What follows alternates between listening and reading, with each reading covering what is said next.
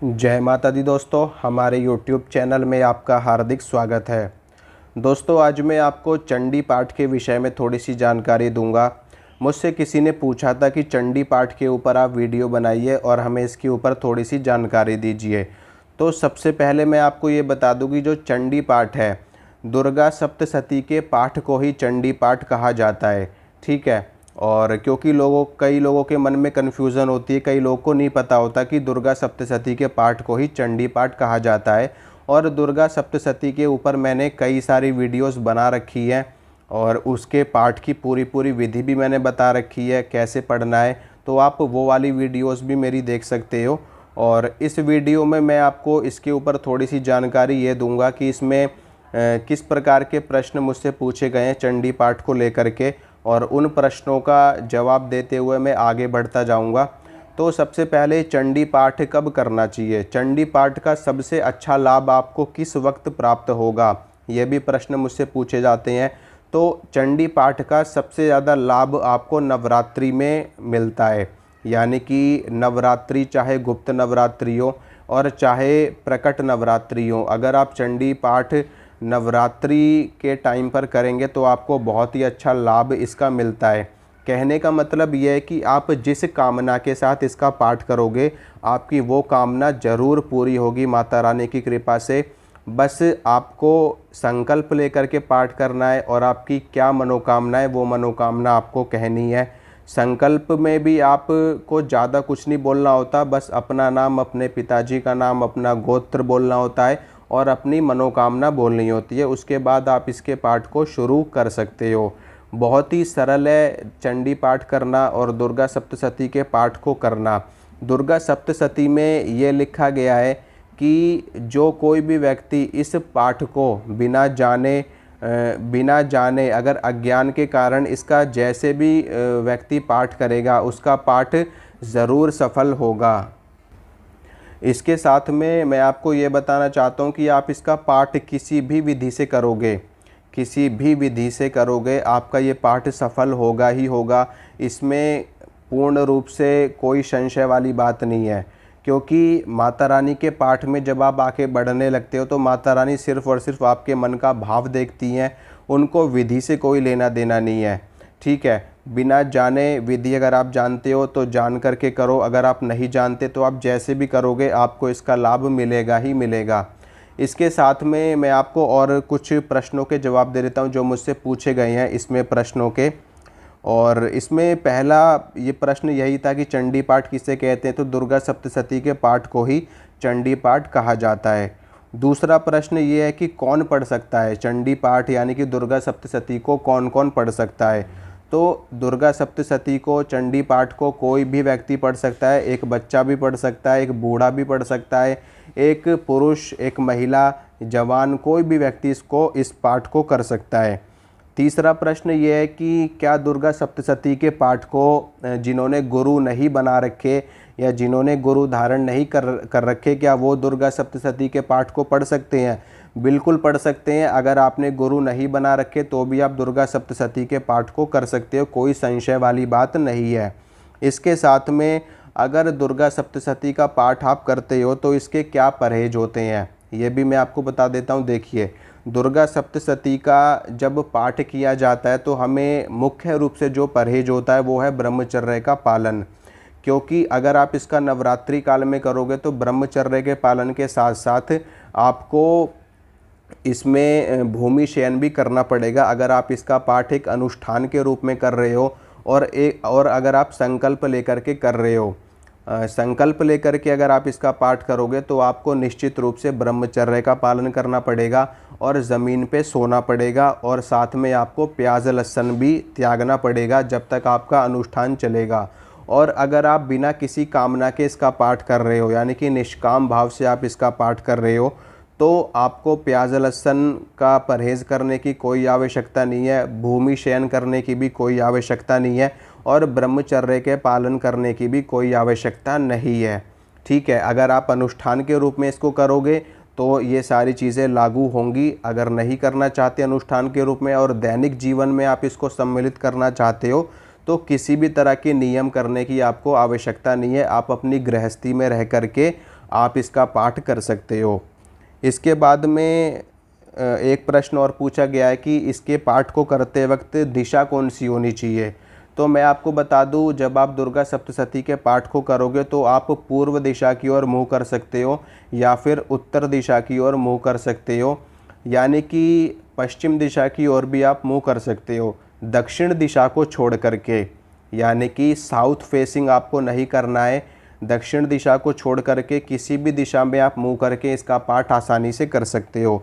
अगला प्रश्न ये पूछा गया कि कौन से आसन का प्रयोग करना चाहिए। जो गृहस्थ लोग होते हैं उनके लिए ऊन का आसन सर्वश्रेष्ठ माना जाता है। बाकी तो जो सन्यासी लोग होते हैं वो कुश का आसन इस्तेमाल करते हैं। गृहस्थ के लिए कंबल का आसन, ऊन का आसन आप लोग इस्तेमाल कर सकते हो। अगला प्रश्न ये है कि कौन सा समय सबसे अच्छा होता है दुर्गा सप्तशती के पाठ के लिए।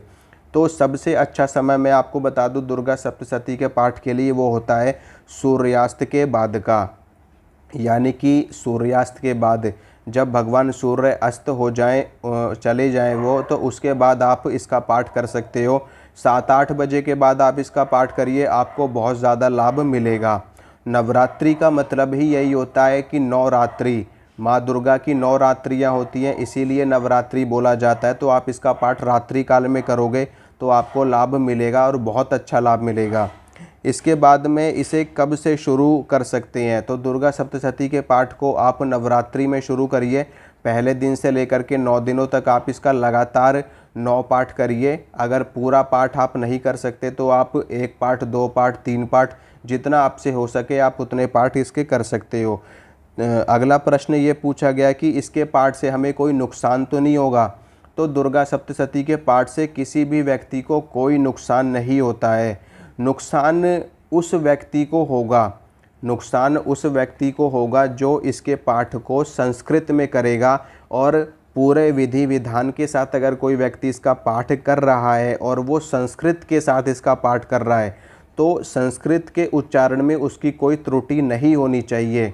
ठीक है, जैसे कि आप हिंदी बहुत अच्छे से समझते हो और हिंदी बोलने में आपको कोई कठिनाई नहीं होती और हिंदी में अगर आप इसका पाठ करोगे तो बहुत अच्छा है। अगर आपको संस्कृत नहीं आती तो आप दुर्गा सप्तशती के पाठ को हिंदी में भी पढ़ सकते हो, और अगर आपको संस्कृत आती है तो संस्कृत में पढ़िए। संस्कृत देववाणी मानी जाती है, इसीलिए संस्कृत में पाठ करना सर्वश्रेष्ठ होता है। लेकिन जिन लोगों को संस्कृत नहीं आती वो लोग इसको हिंदी में भी पढ़ सकते हैं। अगला प्रश्न ये पूछा गया है मुझसे, क्या इससे भूत प्रेत बाधा दूर होती है। निश्चित रूप से होती है।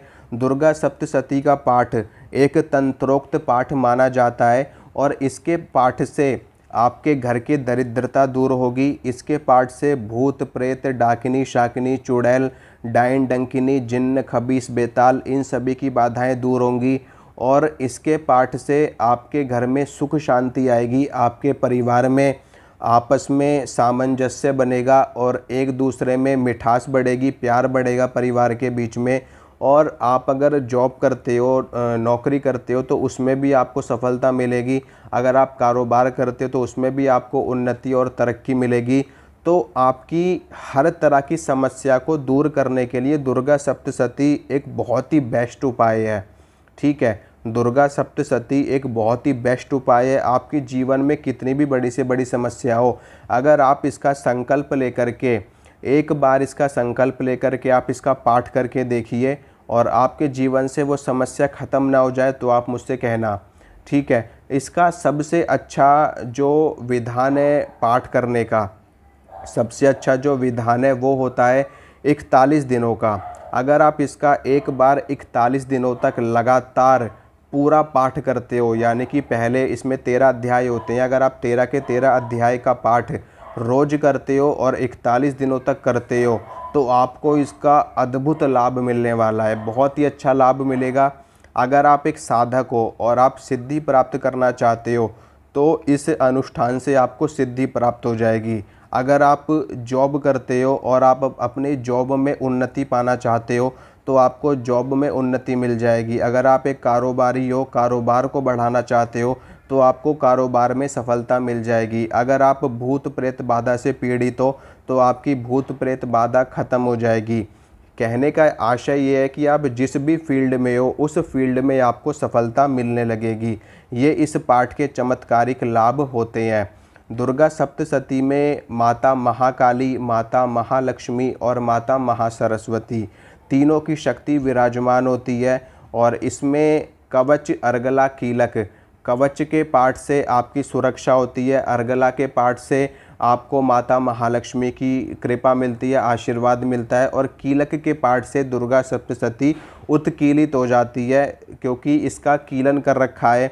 और जब आप कीलक का पाठ करोगे तो ये उत्कीलित हो जाती है और इसका लाभ आपको मिल जाता है। दुर्गा सप्तशती के 6 अंग होते हैं, कवच, अर्गला, कीलक और तीनों रहस्य। तो इन 6 अंगों के साथ इसका पाठ सबसे अच्छा माना जाता है। यानी कि जब आप इसका पाठ शुरू करोगे तो आपको स्नान करके, धुले हुए वस्त्र पहन करके आसन के ऊपर आपको बैठना है। आसन के ऊपर बैठने के बाद सबसे पहले गणेश जी को प्रणाम करना है, अपने गुरु को प्रणाम करना है और उसके बाद भगवान शंकर को प्रणाम करना है। फिर उसके बाद आप इसका पाठ शुरू कर सकते हो। सप्तश्लोकी दुर्गा सबसे पहला पाठ इसमें यही आता है। तो सबसे पहले आपको सप्तश्लोकी दुर्गा का पाठ करना है। उसके बाद अष्टोत्तर शतनामावली, जिसमें माँ दुर्गा के 108 नाम हैं, इनका पाठ आपको करना है। इसके बाद आता है कवच, कवच का पाठ करना है। फिर आता है अर्गला, फिर अर्गला का पाठ करना है। फिर आता है कीलक, कीलक का पाठ करना है। अब कीलक के पाठ के बाद नवारण मंत्र का जाप करने का विधान आता है। तो इसमें अगर आप नवारण मंत्र का जाप नहीं करोगे तो भी आपका पाठ सफल होगा। कीलक के बाद आप सीधा दुर्गा सप्तशती के पहले अध्याय से पाठ शुरू कर सकते हो। पहला अध्याय पढ़िए, दूसरा पढ़िए, तीसरा पढ़िए, चौथा पढ़िए, पांचवा पढ़िए। 13 अध्याय पढ़ने के बाद फिर इसमें तंत्रोक्त देवी सूक्त आता है, उसका पाठ किया जाता है। उसके बाद क्षमा प्रार्थना आती है, उसका पाठ किया जाता है। तीनों रहस्य पढ़े जाते हैं। तीनों रहस्य पढ़ने के बाद सिद्ध कुंजिका स्तोत्र सबसे लास्ट में पढ़ा जाता है। तो और इस सिद्ध कुंजिका स्तोत्र के बाद में आपका पाठ पूरा हो जाता है। इतना पढ़ने से आपका ये पाठ सफल हो जाएगा। तो आप इस पाठ को करिए और रात्रि काल में करिए और संकल्प लेकर के करिए। फिर आप देखना कैसे आपके जीवन में चमत्कार होता है। तो ये थोड़ी सी जानकारी थी दोस्तों, और अगर आपको अच्छी लगी है तो आप वीडियो को लाइक कीजिए, शेयर कीजिए और इस चैनल को सब्सक्राइब कीजिए। मिलूँगा आपसे अगली वीडियो में। जय माता दी।